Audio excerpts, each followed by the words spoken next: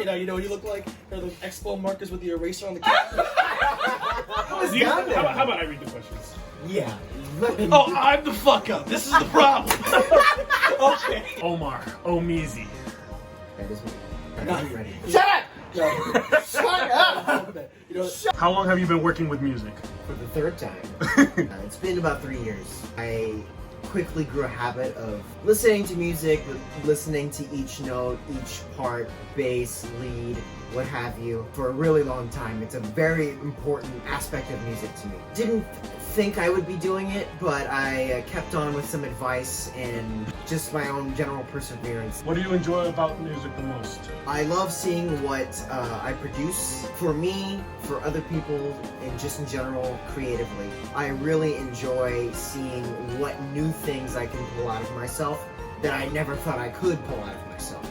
I find that I come across some really off-the-wall ideas that I never thought I could, and I really enjoy being able to control the outcome of a song.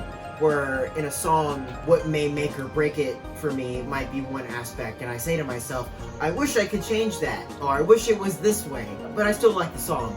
You know, it's not perfect in my eyes, not quality-wise, but just for my own general enjoyment. But when I write a song, I can control every single piece, because I get to make it the way I want to. I can listen to it over and over, and it's just for me. It makes it a lot more fun. It makes it a lot more special and personal. What made you feel like you could pursue music yourself? I saw that if Rashaad could do it, I could do it. That was a big deal. I remember I made a Facebook post, and I was just like, hey, should I start writing music? And everybody's like, dude, why are you not doing this? I was surprised. I was like... They were waiting on you. Right, yeah. One of my favorite drummers and one of the co-founders of the rock band The Police made one of the soundtracks for one of my favorite game franchises, Spyro the Dragon. Beautiful!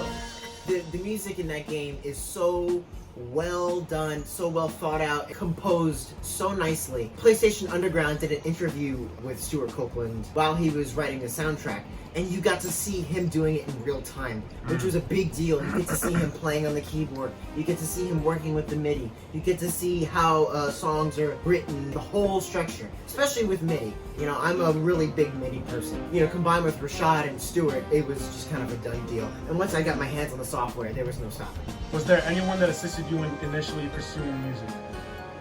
Rashaad. Yeah. It got some in Shaad justice.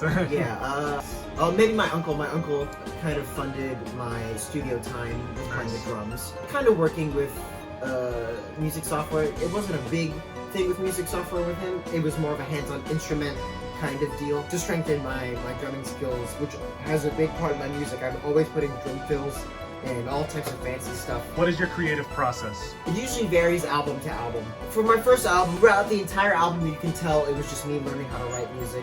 And then for a few albums, it was just music for the sake of music. And then I wanted to start implementing musical thought experiments, learning how to do one thing in music and dedicating an entire album to it. Search was chord progression, conveying emotion. World Jam, as the name states, was taking a trip around the world with different types of atmospheres, using music to build and paint an atmosphere and a picture and what have you. It varies depending on what I feel I need to strengthen and what I feel would be fun and I could dedicate a new album to.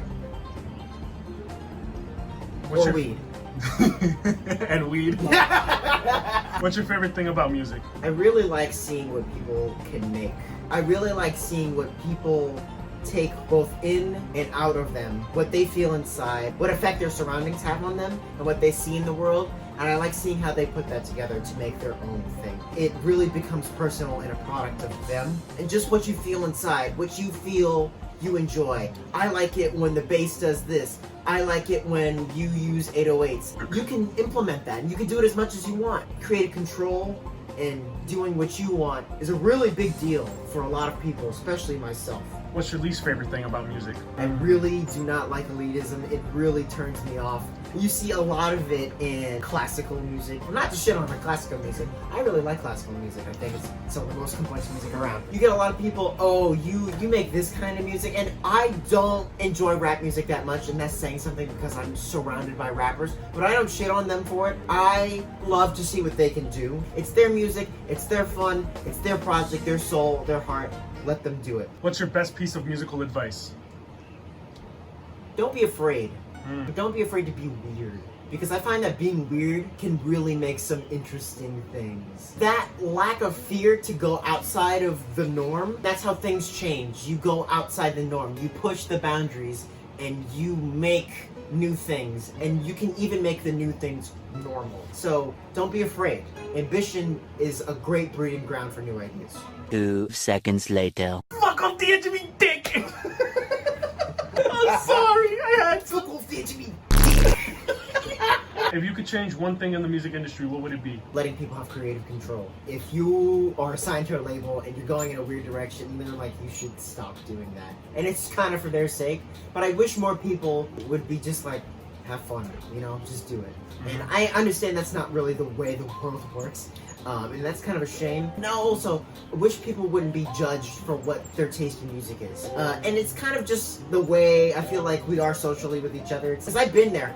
I predominantly listen to video game OSTs, and I got made fun of it relentlessly. I still get it. Your music sounds like Temple Run. And I got it all the time. I wish that musical boundaries could be broken a lot easier. If you could collab with any big musical name, who would it be? Twerp. Tupperware Remix Party. Ah, God, I love them. That's really it. What's the next milestone in your music career? I just reached it. Getting on Spotify. Beautiful! You love to see it. Hey! What is your greatest musical strength?